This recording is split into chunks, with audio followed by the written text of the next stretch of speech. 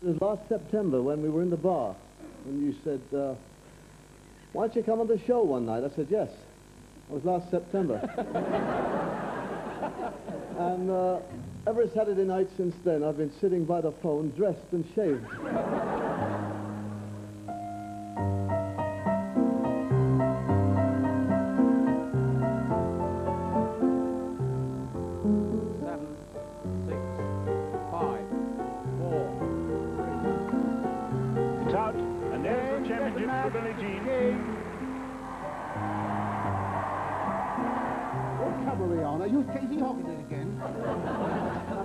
I'm even more annoyed, you know, than I was... He's giving you too many close-ups, your friend. England are out of the World Cup. That's what's called a cock-up. That's the second cock-up of the night.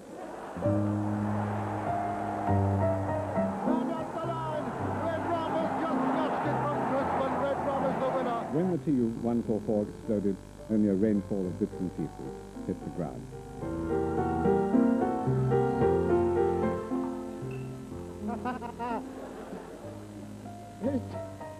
Very good, isn't you? Very good. Bedford is back in front of his home crowd. A world record.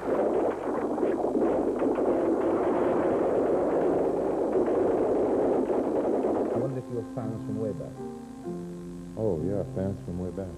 Mm-hmm. It's going to be one of those kind of interviews, isn't it? Yeah.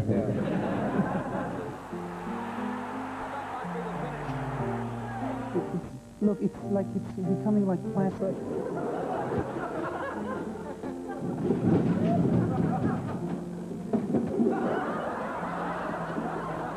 There can be no whitewash at the White House. You let me know, then. Now, that's the thing with interviewing. I find the other ones that sort of lead you or try to take the piss. Do you know what I mean? As Prime Minister, I want to speak to you simply and plainly about the grave emergency now facing our country. We are limiting the use of electricity by almost all factories, shops and offices to 3 days a week. You're very lucky because you're going to see the clock all over again. Welcome to That's Life. This is a new program. Just make yourself comfortable for 1 minute. I'm going to collect what's left of my notes.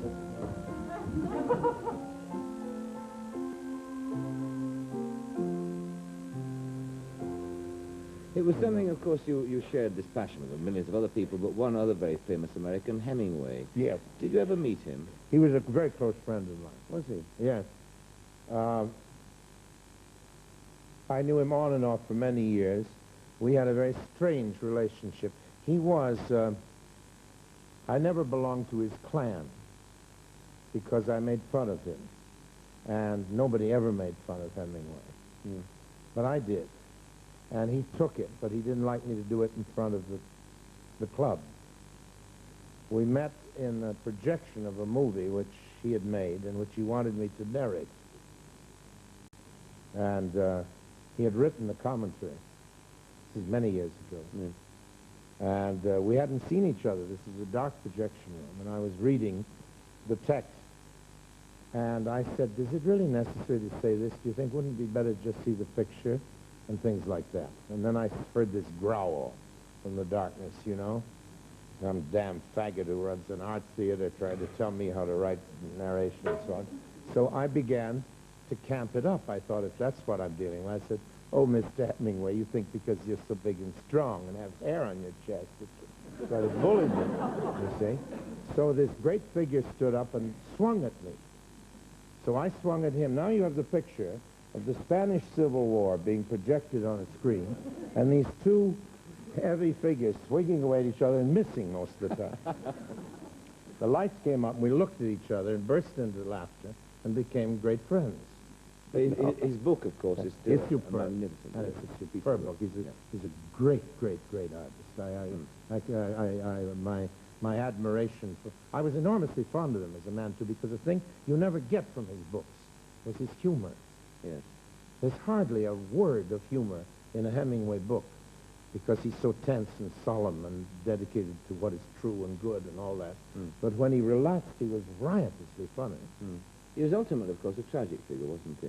I mean, in that his end was complete counterpoint to all that he stood for and written about. He was sick, but he did talk about suicide. You know, his father killed himself with a gun in the same way, and he talked to me about it several times. Really? In a sort of obsessive way. Yes. But he was a sick man. He wasn't merely he was not well mentally. You know?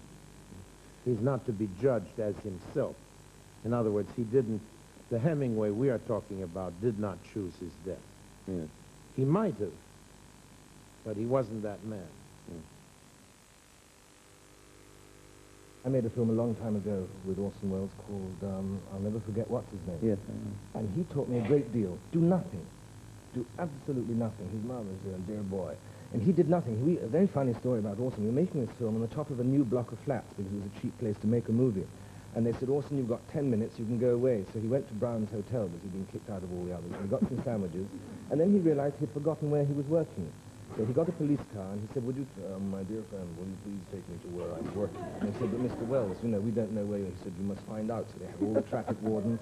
In the end, he got out of the police car and he walked round the corner and he found the place. He got in the lift and he got stuck 6 floors up. And it was 12 stories, and he got stuck. And we were waiting, a director, Michael Winner. Can you imagine? Orson, my darling. You're not there.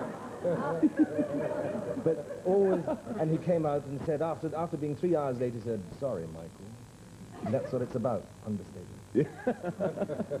I love that Winner. That's beautiful. It's quite good, isn't it? Very good, yeah. The Olsen's very good, too. That's not very good. No, that's not very good. I'm not a mimic, actually. Well, you can fool me, because the Olsen Wilson one, I thought it was quite accurate. Quite good at Jimmy Stewart. I used to be. Quite good. I'll give you my Jimmy Stewart. Yeah, Jimmy Stewart. I've been working on this plan for the last 24 years. I saw him the other day in the bar. You know, he was in the bar at the Royal Albert Hall. That's right. He came out after me. Right. He didn't kick John Mills, and he said, hello, I heard this voice. I was there drinking a double diamond. A double what? and I suddenly heard this voice that says, can I have a large gin and tonic, please? And it was fantastic, and there was Father Christmas. I know. Have you ever heard of the Ada Foster School of Acting? Yes, I read about it in a history book. What a rotter. At any rate, I taught dancing for them, ballroom dancing. They never cottoned on to the fact that I didn't know any more than the pupils. No, this is absolutely true. And then one day, I was a film extra as well, and my agent had a call from a girl saying, can you find somebody? I've lost my partner. I discovered, incidentally, by the way, that she was that sort of person. You lost everything. And she said, do you know anybody who can dance, Spanish dancing? So he said, well, I know a chap named Terry Thomas. He looks Spanish. And I think he danced. I always thought I looked English until then, so however. So she said, so I got together with this girl, and the money seemed good, and we did an act called Terry and Patlansky, and I took the Y and turned it T-R-I and Patlansky, and we did a tango, paja doble, and a rumba. And I pretended that I was a Spaniard, and while she was changing whatever she had to change from one thing to another, I said, you know, the dance we are just do is the tango. The tango is the way... Shut up. The tango is the way the Spaniard made love, because he is a caballero. But now, the Mexican, when he makes love, tears his partner to pieces. Where is my partner? I show you. By the way, I must tell you, talking about Spanish accents reminded me, in my village in Ibiza, which is Santa Eulalia, there is a bull. True. It's a stuffed bull. It's the largest bull's head you could possibly imagine. Absolutely enormous. I mean, it was Marlon Brando's size head. And I'll tell you about him in a minute. In The Godfather. Have you seen it? Yes. Bad luck. However, still, we all have to go through these things. Anyway, there was this huge thing, and I was talking to the proprietor of the bar, and I said, that's a huge bull. He said, yes, he killed my uncle. So I said, Well, he was a bullfighter. No, he said. He fell down and he was shooting.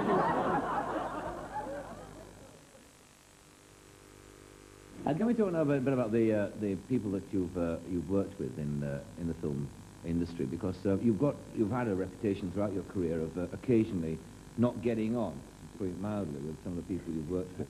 Very mildly. Yeah, very mildly. In fact, the first reported thing that I found of this was Brando, wasn't it, in Mutiny on the Bounty, where you didn't seem to get on at all, did you? Well, no, I didn't get on. And the thing is, Brando and I, he was a star of the movie. And really, my first starring part was it came before I did Sporting Life. The only thing that kind of worried me about him was that he didn't turn up.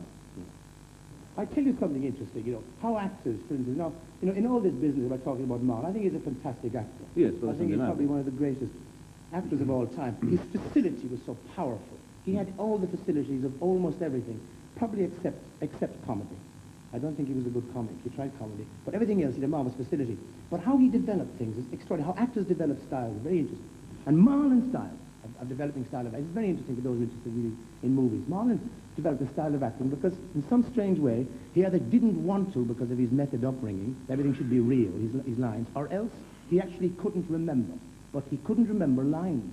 Now, whether it was because he didn't want to or he couldn't. So what he would do is he'd do a scene with you, and he'd have, like, that's the camera there, say, here, and he would have beside the camera a big board, and the lines would be on the board, you see. And that's how he developed a terrific look, with a great Brandonian look, as he's talking to you in a scene, and suddenly he will do this. Right?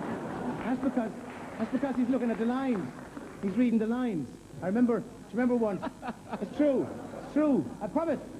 And I would have thought that one time, when he was remember doing Julius Caesar?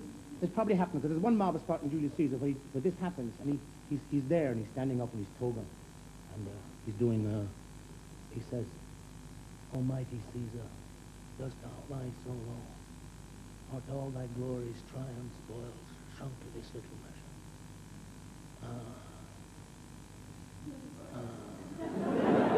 Now, I know as sure as hell, Shakespeare never wrote that. Right?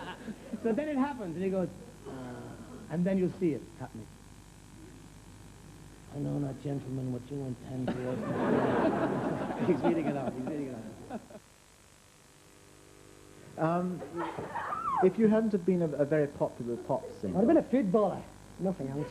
You would have been a footballer? I had the chance, but I got in with the wrong crowd. Fell in with the wrong people, as it were. Who were the wrong people, then? Musicians, mainly. Do you fancy yourself, though, as a professional footballer? Not really. I think I've got some of the skill, but not the enthusiasm. Do you play for charity performances? Yeah, quite a lot. What position do you occupy? Nearly anywhere. I can play nearly anywhere. I'm very adaptable.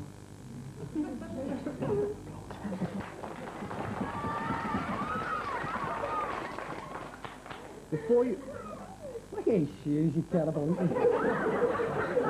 They're jolly nice shoes. What are you on about? Where'd you get them from? If I held my foot like that on that camera, we could almost obscure your... Ow! Before you hit the pop scene, you did a lot of extraordinary things, like you were a grave digger. I was a grave digger, yes. I was in Highgate Cemetery. As a grave digger? I was a grave digger for about 3 weeks. Did you unearth anything rich and strange? No, I didn't bury anything. In actual fact, what I did was clean the spades. Not like it was drinking. Yeah, that lasted for about 3 weeks, and then I became a beatnik. A beatnik? At the time. Did you elect one day, did you say to yourself one day, I'm going to be a beatnik tomorrow, I'll go out and get the gear? I didn't go out and get the gear. I didn't hair very long, which 10 years ago, I'm 28 now, that's when I was 18, 17. It's a long time ago. Did you buy new shoes for the show tonight? These are brand new for the show. How about that? How much do you think they cost? £6. Is that supposed to be a lot or a little? That's a lot of money. They came from a shop called I Saw You Coming. Take everybody for a ride. And that's where they're going to go back to tomorrow morning. Exactly. Right. Now, one day you're a grave digger cleaning shovels in Highgate Cemetery. The next day, strange transformation, you're on a railway station. No, you got it all wrong. Listen, you got it all wrong. You can do it out while I throw it. No, you got it all wrong. There's a lot of things that happened in between time. You know, Well, I was be able to collapsing do that. time. I was taking poetic license and collapsing time. Shorter time. Well, you know, I'm telling your life story in a shorter time. You haven't got nits, have you? I've got two of them. Why do you think that they, as black people, since you have mentioned that particular race, why do you think particularly that they are not advanced as well as, say, for instance, the Europeans are?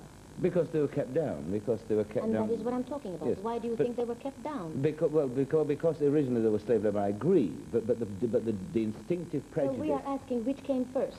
All right. So which came first in your mind? Yes, the egg, not the chicken. No, I want to get on to something I'd like to talk to you about, which is... I wonder who hatched that egg. which is your visit to South Africa. Yes. I mean, see, I was frankly amazed that you went there. Why? Well, because I thought that you would have found it very difficult to have accepted the status of honorary white to start with.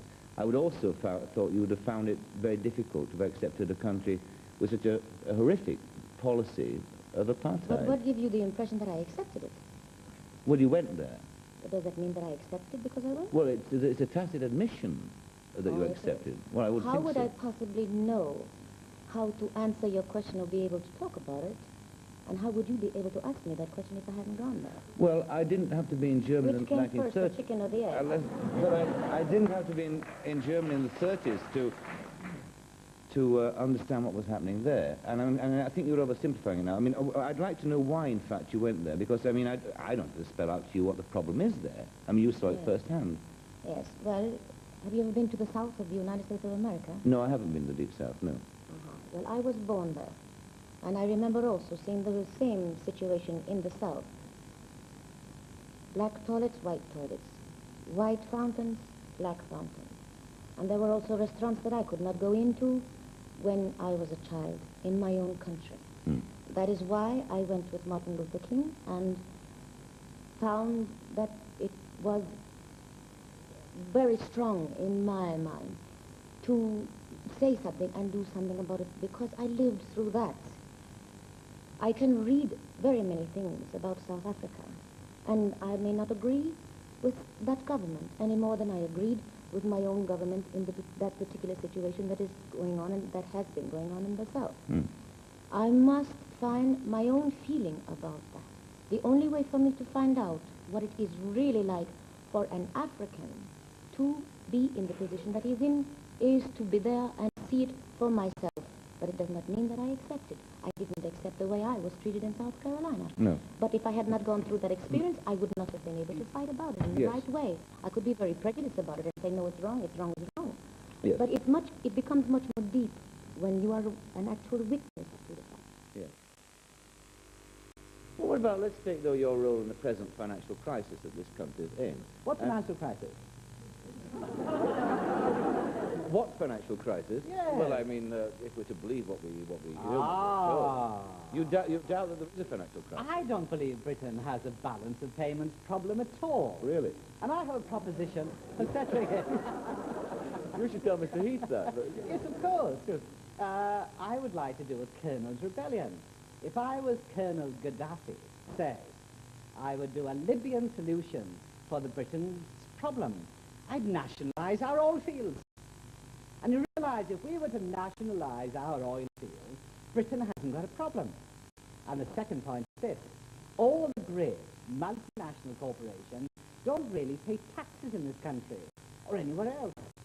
They are based upon the tiny little relics of the Middle Ages, the duchies, the princedoms of the world. But where does your rebellious instinct grow from, then, now? Well, Because you are a rebel now, aren't you? I mean, let's face it. I mean, there is a financial crisis, and you are a rebel. I had never thought of you, Michael, as someone who preached the panaceas of the establishment. But clearly, here you are in this unaccustomed role. All I can think of is you're falling for the presidential-type press conferences. No, I'm not a rebel. I, in fact, see myself as a prophet. Can you remember the first lines you ever uttered in a movie? Oh, boy.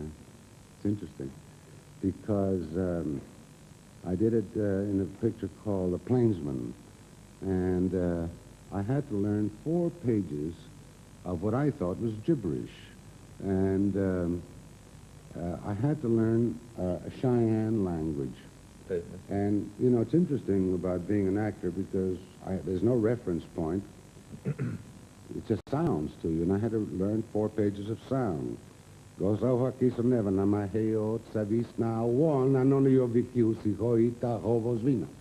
interesting about that speech because I've used that as an Eskimo.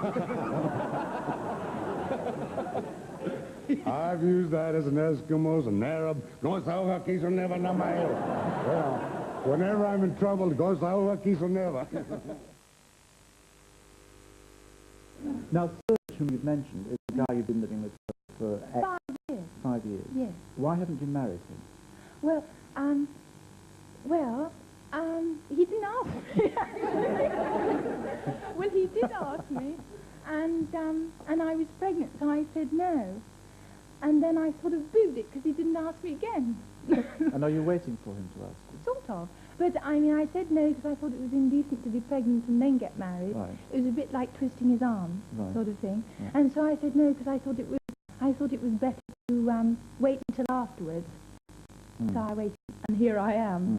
I waited until afterwards. In other words, motto, grab your opportunity. You know what I mean? Whilst you can. Now, what's a nice upper-class girl like you doing in a situation like you're in? I mean, you're outspoken, you're out living, I mean, you live comfortably and outwardly, and you don't observe any social rules. How does it change your family? Because you come from what's largely or loosely described as an upper-class English background.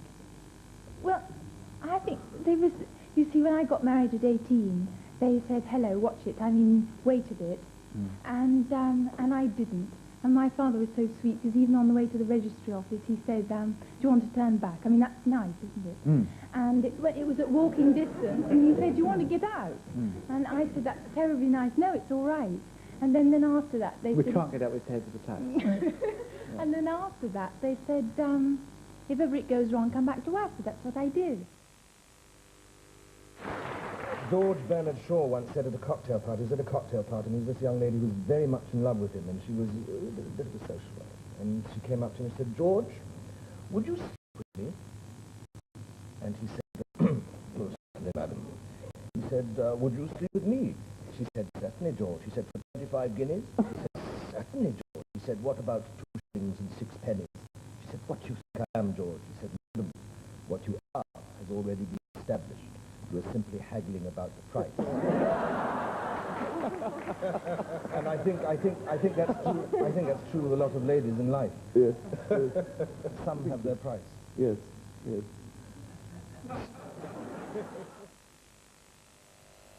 Have you judged many beauty contests? Yeah, we did. And I have, yes. Yes. Yes. What do you look for? Mostly for the wife. Yes.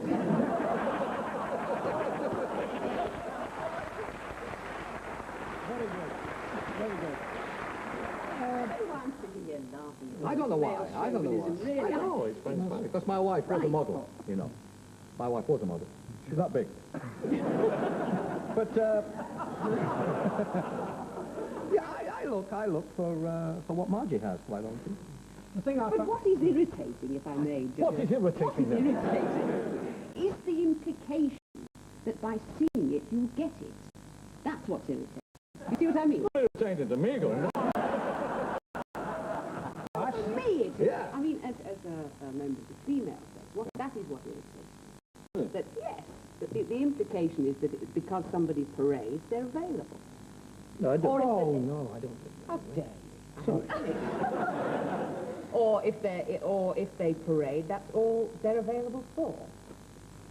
Oh, I don't know. But what's wrong in that? Because it implies that the available object has absolutely no say in it. That if a man points a finger, there are only 2 glad to run through it, which is the other. Well, I don't think that's necessarily true. It's a large part. I mean, isn't it... I brought the program down to No, zero. you haven't. You But haven't. you don't want any part of, so walk about it. You are walking about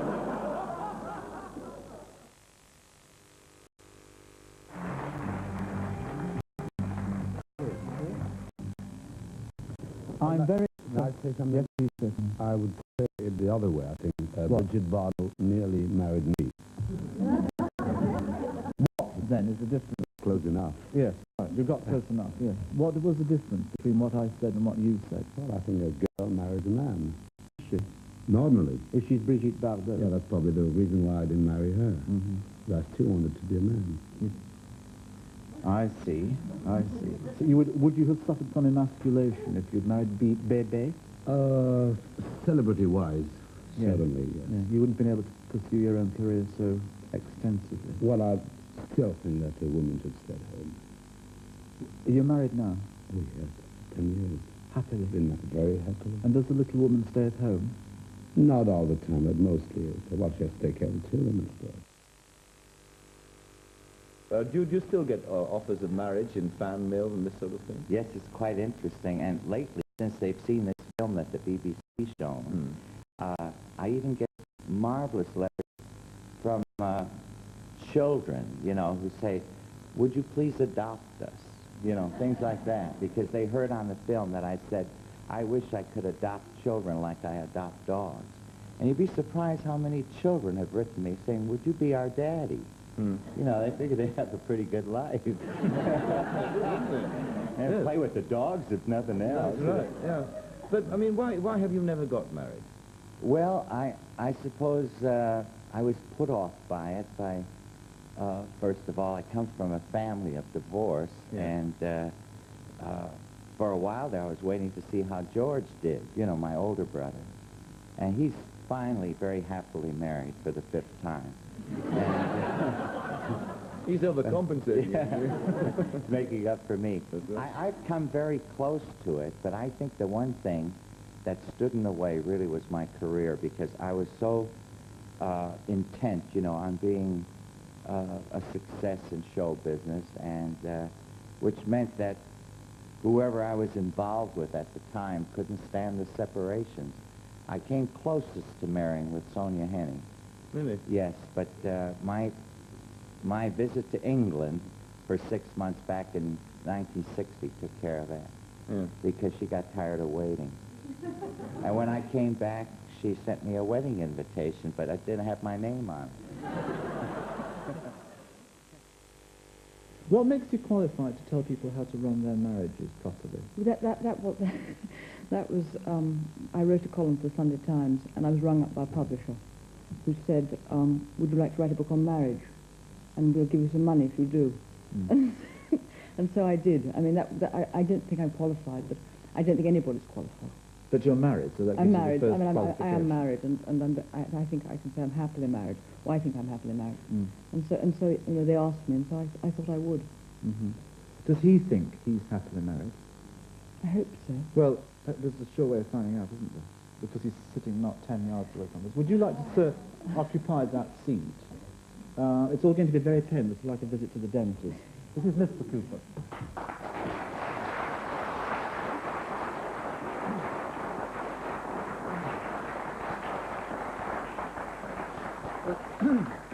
I've got a frog in my throat. Do you resent the fact that she is more well-known than you? Yes. Next question. How does that resentment show itself? I'm a bit jealous of her professionally. I admire what she does enormously, and I often would like to think or pretend that I could do it better, but I know I can't. So I suppose I work it off in that way. That's very good. That's quite honest and nice. Words bind you together, don't they? But you're both very fond of words. And obviously, if you're a publisher, you deal with them, and you use them skillfully. Yes. We work together quite a lot sometimes when Jill is writing on columns. I mean, oh God, what shall I write? She says this, or what shall I write about? And then, you know, sometimes I put up ideas, and sometimes you know, she does. And yes, words are important when it comes to the final bit. But Jill is really the word person. Is she as silent as this at home? Well, when I'm around, I'm sorry. What are you thinking at this moment? I was thinking about I mean, it's a very good thing you write, to have a sort of sight or a filter to go through before it hits the sort of public. Now, do you two have a good sex life? That's very cheeky. Well, there's a reason. Well, the answer is yes, of course we do. Well, do you?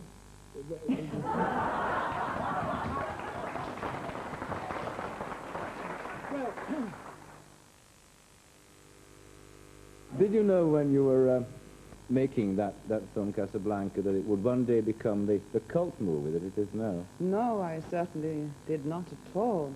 It was a great confusion during the shooting of the picture, and I'm quite surprised, but I must say I saw the picture here at the Film Institute about 2 years ago for the first time on the screen, not on television, and I really thought it was a very good movie. It is a good movie. Yes. I mean, I'm surprised.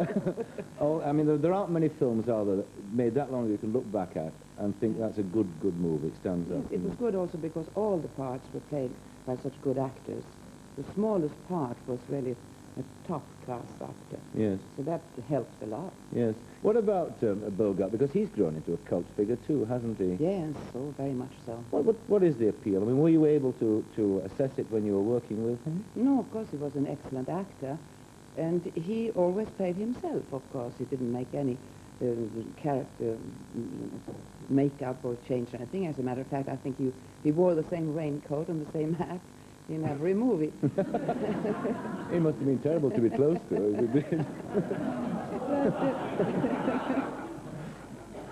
But he had that marvelous voice Yes. that you could hear right now this minute.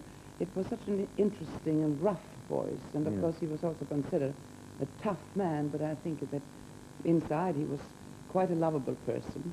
You say you think so. Didn't you get to know him at all? No, I really didn't. I think he was as upset as everybody else about not having a script and not knowing exactly where we were going. And he used to stay very much by himself. And they used to ask me if I knew him, and I said, no, I don't know him. I kissed him, but I don't know him. It must be very difficult, mustn't it? Particularly playing a romantic part opposite somebody that you literally don't know. I mean, who you just see on the set.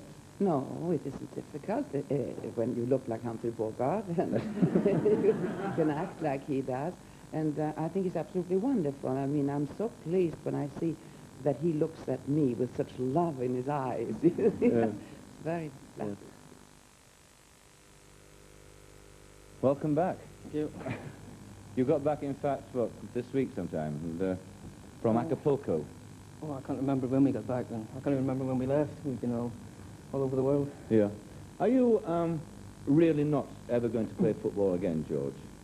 No, people keep asking me and saying, well, you must come back and you're going to come back. But I made a decision almost a year ago, and I changed my mind then, but this time I won't. You won't? What makes you so certain? I don't know. Well, I made a mistake last time. I should have, when I said I was going to quit, I should have stayed out of it. I came back and faced the same sort of problems.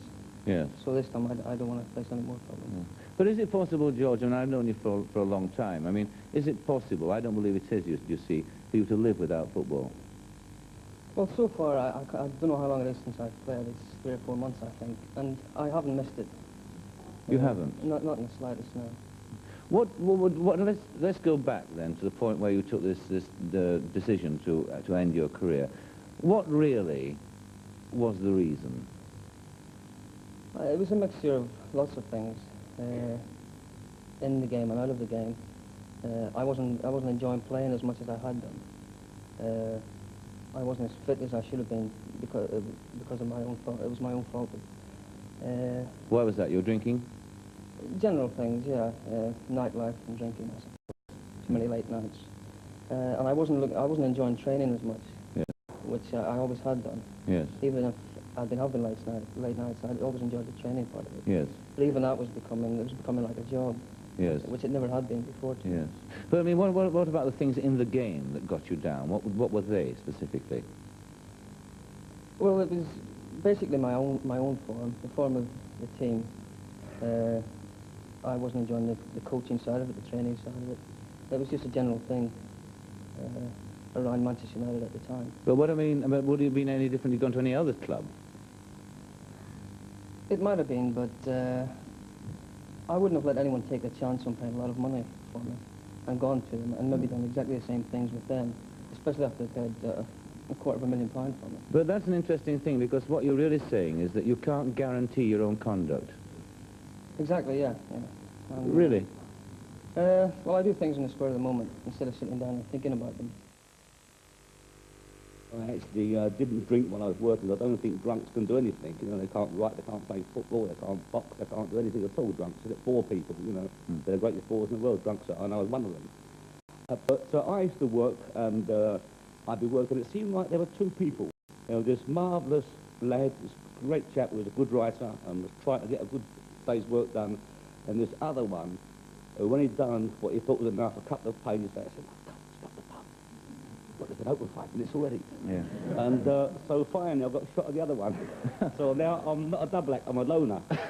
How do you kick it though? I mean, Well, I had a touch of liver, you see, and I went into the clinic for 3 weeks, and I had a marvellous doctor. Can I mention his name? And you can't, can you? Mental profession, because Dr. Dawson, who was a marvellous doctor, and I went in there, and he put me on a salt-free diet and some protein, because what I had apparently was malnutrition, because I was drinking and not eating. There's a lot of drunks do that don't eat, and when you do eat rubbish.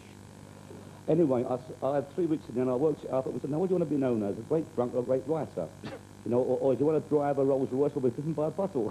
And Yeah. the choice was obvious. Yes. And so that was it. Yeah, as easy as that. As easy as that, I found it easy. Really? And you find it easy now, I mean, with friends, because we're in a business, aren't Yeah, we? my friends find it hard because they find it's a strange thing actually, because there is a disease called alcoholics. Yes. And I wasn't one. I was a drunk, and I mean, there's a big difference. You know, to be an alcoholic is a disease. You know, and when they kick it, they sweat. If they're in the presence of it, it's like, you know, the parish priest being in the presence of the Pope. Like, you know, I mean, it's like that. And some of my friends used to feel guilty about drinking in my presence. I said, look, don't worry about it. You know, you get drunk. You know, I'm not bothered. You know, when your mind goes, I'm leaving. Yeah, yeah. And I do. Now, as soon as their mind's gone, I think his mind's gone, so I'll see him when it comes back again. And I go over to bed. I have lived, you have lived, most people here with us, here watching us, have lived through the 2 great catastrophes of the 20th century. The coming to power of Hitler in 1933 and the dropping of the atomic bombs in 1945. The 2 most ghastly events that have overtaken the human race, I think, in the last 100 years. Those 2 events made a deep impression on me, because in 1933 I was still a pure mathematician, much devoted to the idea of doing mathematics. I had never done a broadcast, I had never done a public lecture, I had never spoken to anything but a class of students in rather professional terms.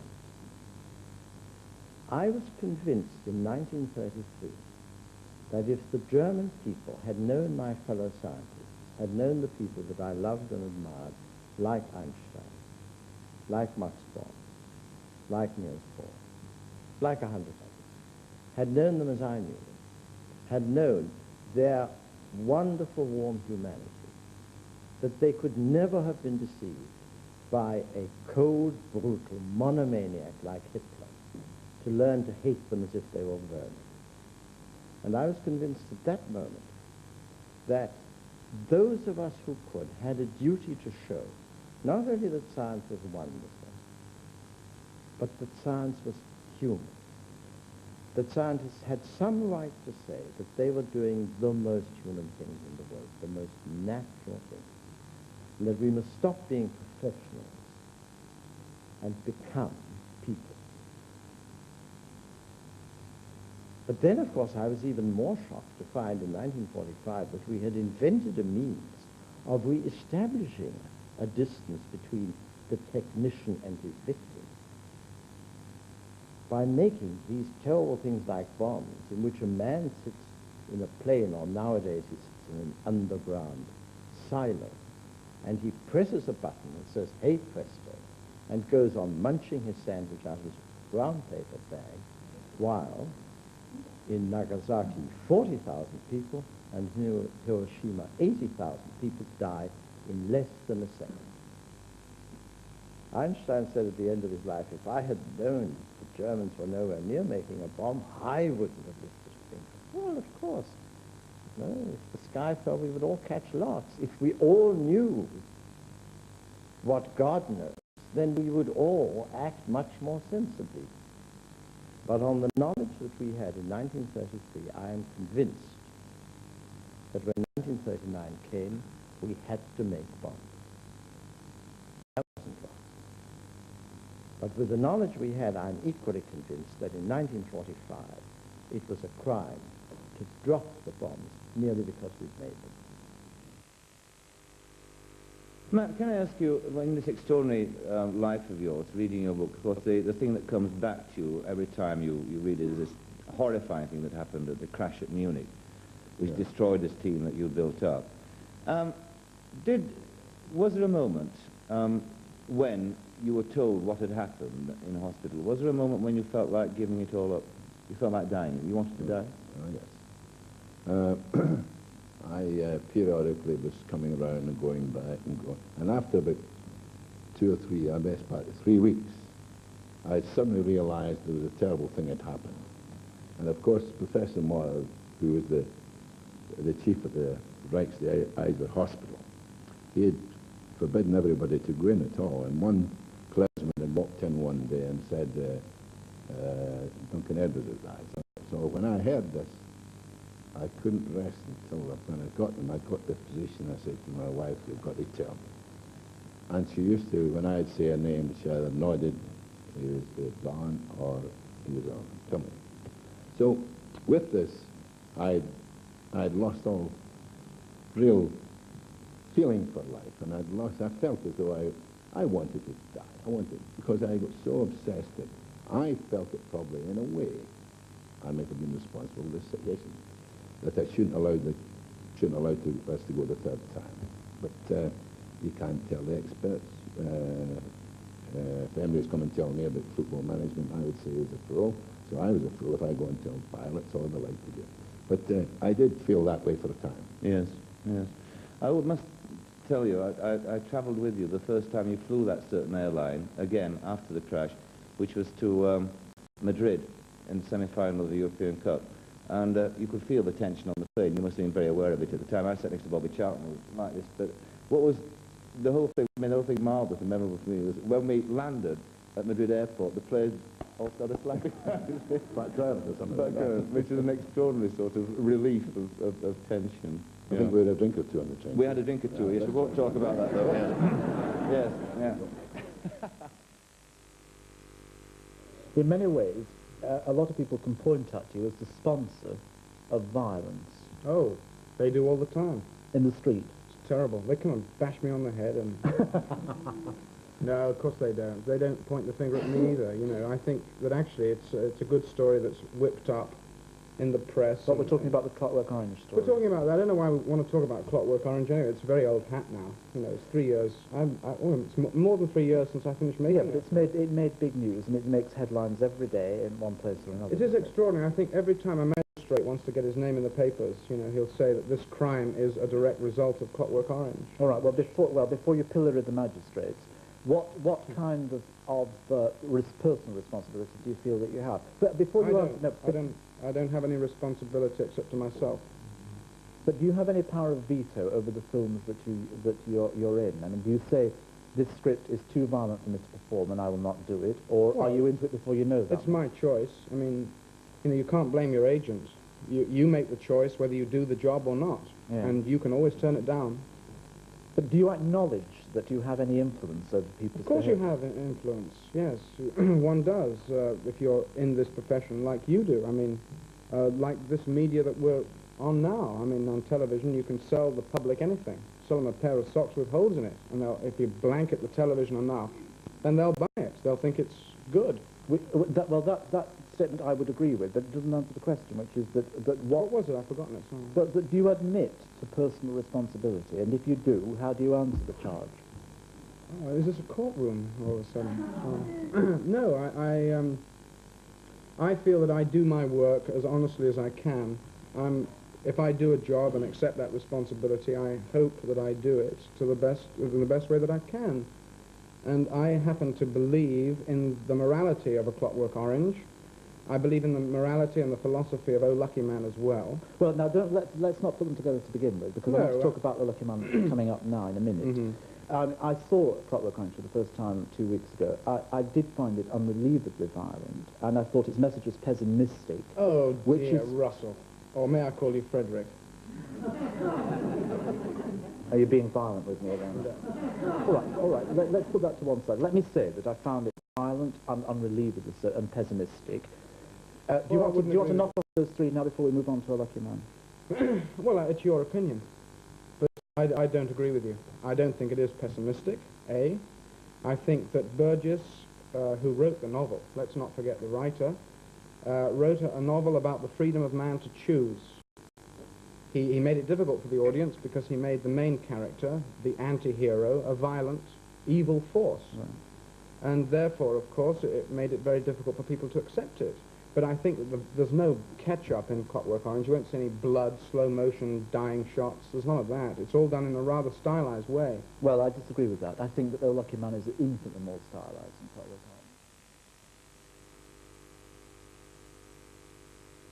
Orange. Are you a learner in any kind of way? Well, I think so. I think my, Russell, I think my entire career in motion pictures has been a loner. I've never belonged to any studio. I've always been independent. I think I was probably the first actor to form his own motion picture. I mean, do people like working with you? Are there great queues of people waiting to work with you? I don't think so. I don't think I'm very... I don't think I would win any popularity contests in Hollywood. I think, as a matter of fact, generally speaking, I have sort of a bad reputation. It amuses me in a way because I like to think that there are certain people who I respect and who I've enjoyed working who don't share that feeling. But I don't think I've ever been a very popular actor among my own fellow actors. However much you say you're very different with each other, you've got a terrific sort of, I mean, maybe this comes with practice, but you've got a terrific response to each other, haven't you? I think we do have. And an appreciation of each other. I mean, I think that directly walk out on the stage and make eye contact. I mean, I get immediately the feeling of what Peter's thinking that moment. In fact, from moment to moment, I think I know what you're thinking to a certain extent, and there's a tremendous sort of busy chemistry going on all the time. I mean, my problem is on stage, I tend not to concentrate. And this is the thing which Dudley will get worried about and say he may, say I'll go 2 performances with being a bit vague, like my mind can drift off. And it's not that I can't help it, because if I really concentrate, I can concentrate and I can do it. But I can see that can happen for 2 performances. And Dudley won't actually say anything to me. So why do you do it? Why do you, in fact, not concentrate for 2 performances? Why do you make me get into this state? I don't make you get into yes, that state. You do. I think you're just playing at it. I'm not at all. It's just I'm aware afterwards that at a certain moment my mind has wandered off onto something else. I must ask you this, and you've been called it many times. You've been called a genius many times. Yes, it's one of those words, yeah. It's one of those words. I suppose there have only been 2 or 3 geniuses in a century. We all know who they are, you know. Really? I suppose, yes. What, Einstein and Picasso and somebody...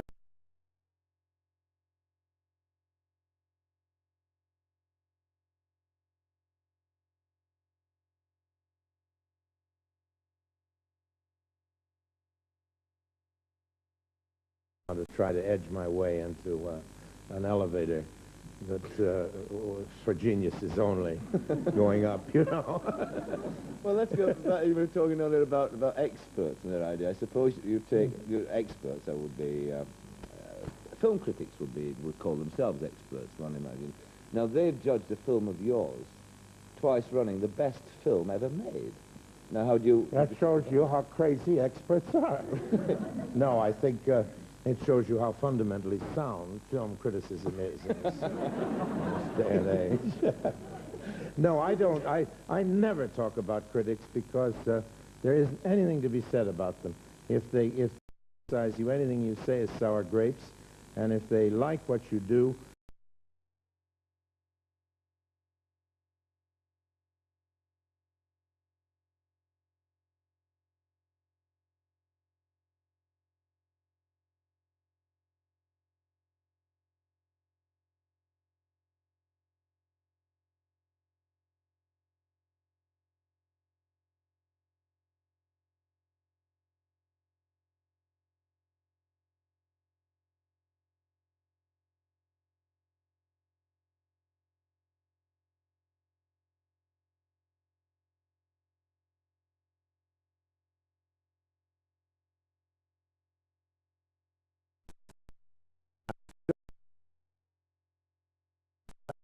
if so, it's the only thing that I'm masochistic about.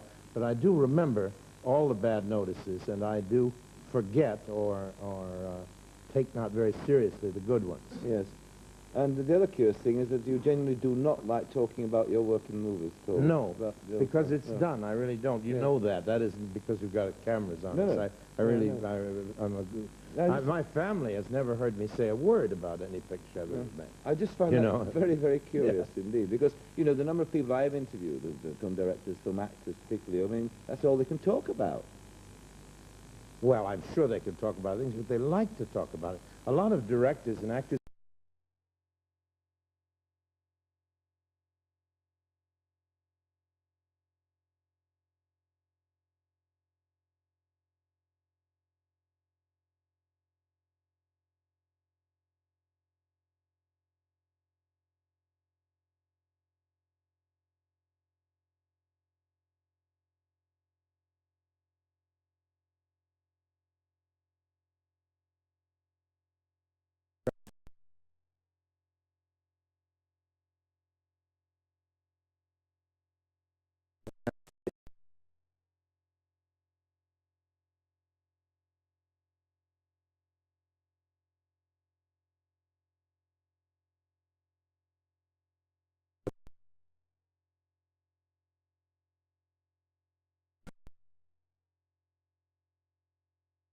Because that one fellow is a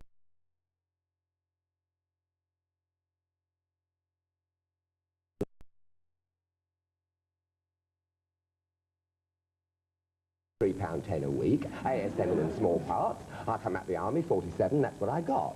47 or £3.10 a week, and the digs were 25 bob all in, and the rest I had the soap and the fags, you know. And for the opera and a half, picked a shove round the bend. So I did wanted to do the job and wanted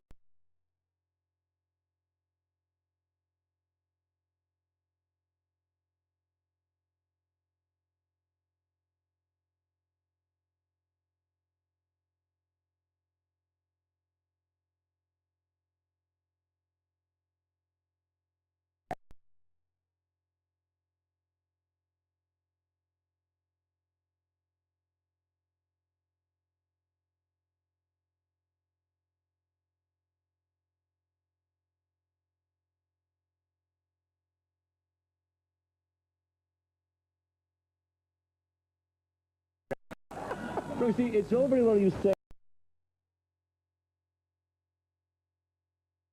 you've got a talent, you can get to the top, and you can get, you know, handsome living. Now, you're not going to tell me that you are going to be compared with somebody who's sticking door handles on a car for 10 hours a day, 5 days a week, that he's not going to get frustrated, that he doesn't deserve an extra quid if he wants one. Of course his work ethic is money. It's got to be. He doesn't get the satisfaction from the job that we get. Well, I mean, that's true. Of course it's true. You've talked... Of course it's true. His inference is the man who's sitting the doorknobs on has got a job that's monotonous and dreary. Absolutely. What do you think doing something night after night? I've done this play now at the Globe. I mean, I've said it so many times I'm beginning to wonder what it means, you know. You keep on saying anything long enough and you begin to think you're daft, don't you? I mean, yeah, that's the trouble. I mean, everybody does seem to think that our work is glamorous. It's fabulous. They're fabulously glad. It's not at all. It's a simple business of self-discipline and going on night after night and doing it as well as you can. Right.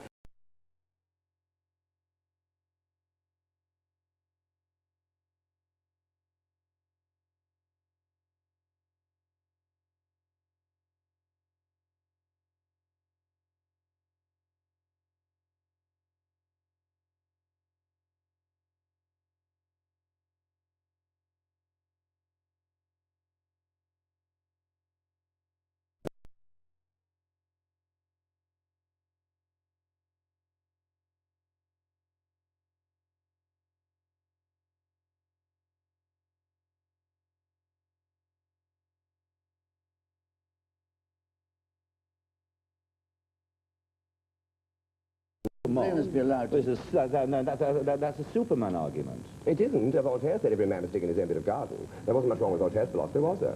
No. Sir John, could we have a calm word, because Kenneth and I are getting rather excited. By the way, do you know what they say his last words were, Voltaire? No. They said, but apparently a priest came and they said, you know, will you now make your peace and renounce the devil and all his work. So he said, oh, it's a bit late in the day to be making enemies.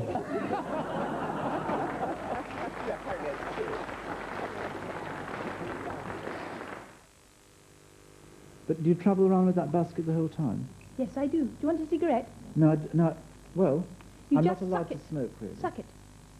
Do you light it? No, you suck it. What is it? Well, you can light it if you want, but it's better to suck it. But what is it? It's sugary. And does it do something for me?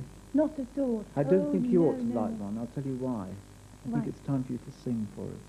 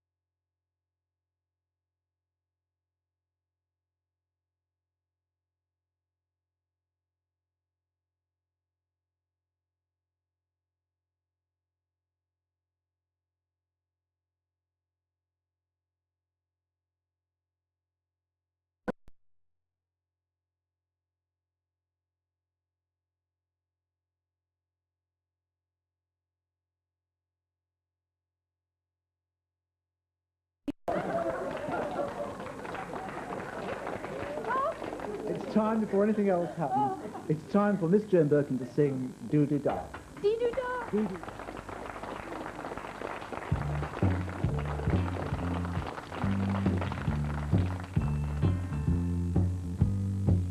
Dee-doo-dee-doo-da.